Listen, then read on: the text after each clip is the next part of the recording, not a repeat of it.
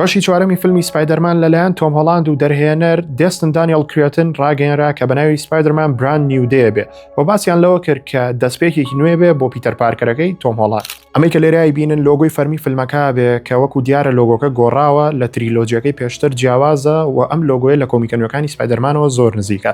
جیاواز لەوە و هەواڵانی کە لەسەرم فیلمە هەیە سادی سینگ زیاکراوە بۆ کاستی فیلمەکە بە ڕۆڵێکی نادیار و بۆ بابەتەوەی کە کێ خراپەکاری سەرەکی فیلمەکە بێ هێشتا دیار نییە، بەڵام دووشت لەوانەیە بۆمان پشتڕاستکەنەوە. یەکێکیانەوەیە کە دەنگۆیەکمان هەیە کە کارکتەری کامیلیۆن ڕۆڵی خراپەکاری سەرەکی هەبێت لە فیلمەکەیە. جیاواز لەوە ئەکتەر هەڵبژاردن بۆ کارکتەرەکانی نێو فیلمەکە هێشتا بەردەوامە و تیمی کاستینی فیلمەکە داوای ئەکتەرێکی تەمەند 30 بۆ 50 ساڵەکەن کە خەڵکی ئاسیا بێ. ئەمەش وامان لێکە کە بڵین لەوانەیە کارکتەری مستەر نێگەتیڤ دەرکەوتنی لەم فیلمەیە هەبێت.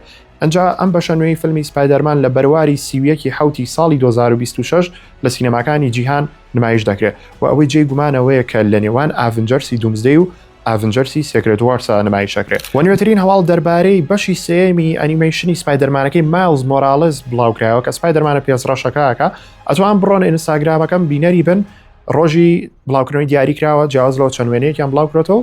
ئەمە پۆستەکەی لە ئینستاگرام ئەتوان بڕۆن بینەری بن. فۆلۆ لە بیر مەکەن و ئەتوانن لە یوتیوبەکەم بینەری لیستی فیلمەکانی مارڤڵن. پێوە خۆشەویستن، خواتان لەگەڵ.